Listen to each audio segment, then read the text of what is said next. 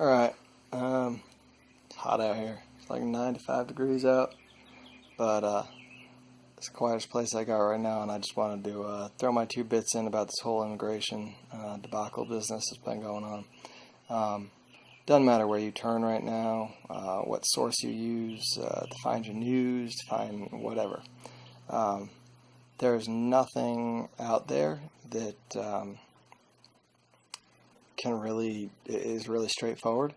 Everything is spun, whether it's pro-Trump, anti-Trump. The simple fact of the matter is that there's a issue with immigration, and the Democrats would have you pin it on the Republicans, and the Republicans would have you pin it on the Democrats. And it goes a little bit of both ways. Back in Slick Willie was given one of his State of the Union addresses, and immigration was a sizable topic, and he said he wanted to cut down on that, and this illegal immigration was not okay. And the same rhetoric we've been hearing from all sorts of politicians of late. Skip forward to 2014, and Hillary basically said the same thing.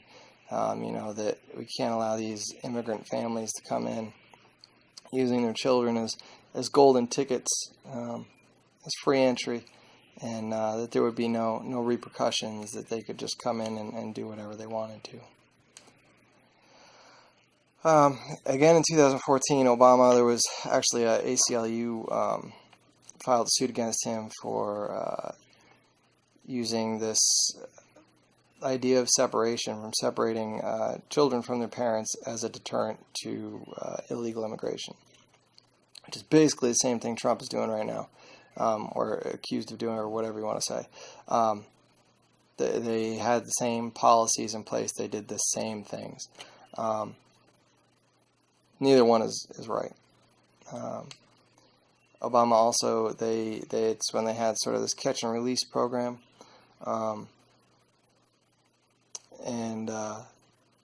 basically you get to the border and you have kids with you, and because you have kids with you, you're assumed to be a family, you're assumed to be, seeking asylum, whatever. They give you a court date, say come back at such and such time, and we'll get your papers sorted out, we'll get your asylum figured out, and we'll figure it all out. Depends on where you go, but about 60 to 80% of the people that were given a court date didn't actually return to court. And it's no question as to why. If you're truly fleeing something dangerous and scary, or if you're here illegally, why risk getting in trouble or having to be sent back to where you come from? You're already in. You might as well stay. And I think that's something that happened with that sort of catch and release thing. That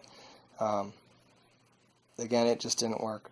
And the separation thing doesn't work either. You look to the Middle East, and we look at all these terrorist groups and where they come from, and blowback and all that. And you think about all the orphans we made, with our drone strikes and our intervention, and what happened to all those orphans, those children that were ripped from their parents. It was not good. Still isn't good. And while I don't think taking a child away from their parents for a couple months at a time is as bad as taking a child away from their parents forever, the fact of the matter is it's going to stick with them forever. They're always going to have a negative opinion. They're always going to have ill feelings towards whoever it was that took them away from their parents.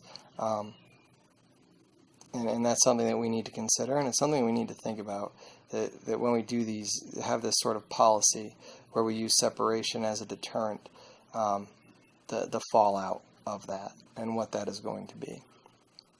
So I think that's sort of where we are, right? We use separation when families come in, We put the parents in one holding cell, we put the kids in another holding cell, and there we go. Or you release them on their own recognizance and expect them to come back, and again, that didn't really work. So we're left with this problem of immigration. In a libertarian utopia, there really wouldn't be any sort of immigration, right? Your borders would be more or less non-existent. It comes down to your private property. You own this, I own that, and we're done. The problem that we're in now is that we live in such a statist situation that everybody is paying for everything, right? Every person that works is paying for everyone else. And when you have people come in illegally, they don't pay into the system. They don't pay into that system. Rightly or wrongly, that system exists, and that is what we're working with now. So we need, you need to consider that, but you don't pay into the system. Now, I know lots of people will say that you as an illegal immigrant, you don't get welfare, you don't get handouts, and I think we all know that that's not 100% true. There are handouts that illegal immigrants can receive, and you got to consider too that children of illegal immigrants, I don't think they stay home all day, every day of the year.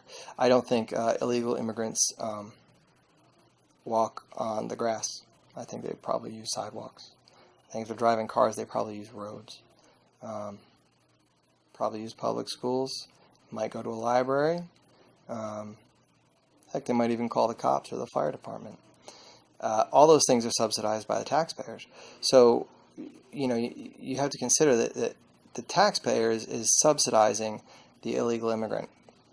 And that situation, it's not infinite. It will end. It will come to a point where there is too much being doled out, and not enough being made to put in. And so there's a problem with that. Now, on the same, I'm not suggesting that illegal immigrants don't work, that they come here for free handouts. That's not what I'm saying at all. I think that's just part of the situation. You come here, you can't get your green card, you can't get a Social Security number, you can't, and it makes it near impossible to get a job. You can't. You're relegated to working under the table and really being. Your job outlooks are not that great. You don't have a lot of bargaining power when you're here illegally. You kind of take what comes your way. Now, I've known guys in construction that are here illegally that get falsified documents, and they work and they bust their ass and they work hard and they make money. At the same time that they're making money, they're not going to be pulling money out later when they retire. They're not going to be getting Social Security. Any of those sort of benefits that we pull, that we pay in now, they won't be able to pull. And that's a problem too. Why are these guys that are coming here and illegally, but they're working just as hard as anybody else? Why is that a problem? And I think we need to consider why is immigration a problem? Why do we have such an issue with this? This is a country, built on immigrants. My dad's side of the family came over in the 50s. I'm not too sure about my mom's side. I think they've been here for a while. 1800s, early 1800s at least. But everybody knows an immigrant of some kind, right? You whether it's first generation, second generation, they're in your family, they're there. This is a country built on immigrants. And if you compare how long it takes um, to go through the immigration system today versus 70 years ago, there's a huge difference. There is a huge difference. I mean, you can apply for a green card today, and technically it's supposed to take like a year, but the backlog is massive. You could be waiting years. You could be waiting 3, 4, 5, 10 years to get a green card. Is that right? Is that right? Not to mention that it's cost prohibitive. I mean, you look at prohibition. When has prohibition ever worked? How have we done prohibiting guns? How have we done prohibiting drugs and alcohol? What about prostitution? How's that worked out for us? Immigration isn't prohibited, but it's pretty damn close. You think about the cost, you think about the time, and that's prohibitive to people, to lots of people. You think about that. Some of these visas cost up to $1,000, and then on top of that, you need to get a lawyer to make sure that you file all your paperwork correctly, to help speed things along in the court. And what's that going to cost?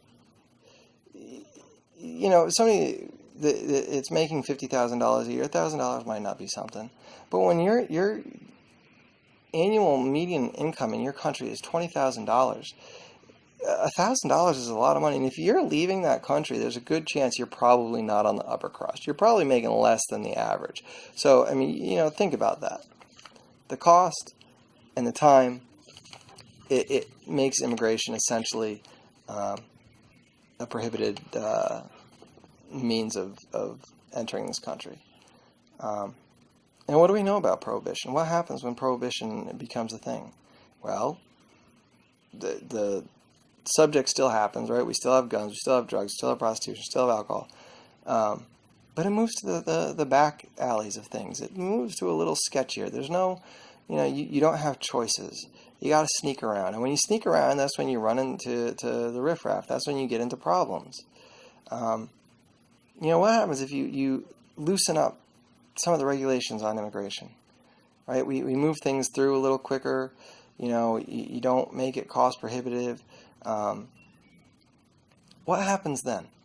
Well, the people that are actually fleeing, drastic situations that don't have anything to hide are going to go through the right way, right? They're going to go through so that they can actually come here and they can actually have a job. They can actually work. They can actually do what they need to do to survive, and they don't have to hide in the shadows the rest of their life.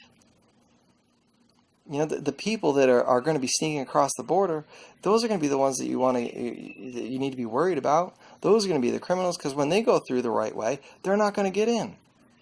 But if I'm going to go through the right way and it's going to take me 10 years of my life to get in, I'm not going to forget that.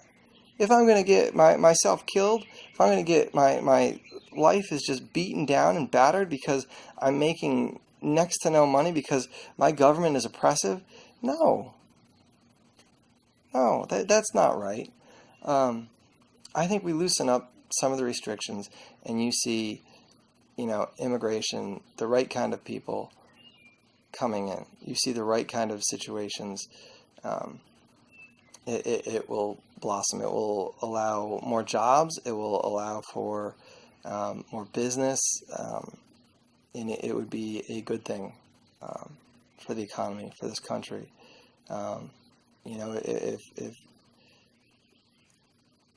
If you can welcome people with open arms, and that they're here, that they're doing what they need to do, everybody's happier.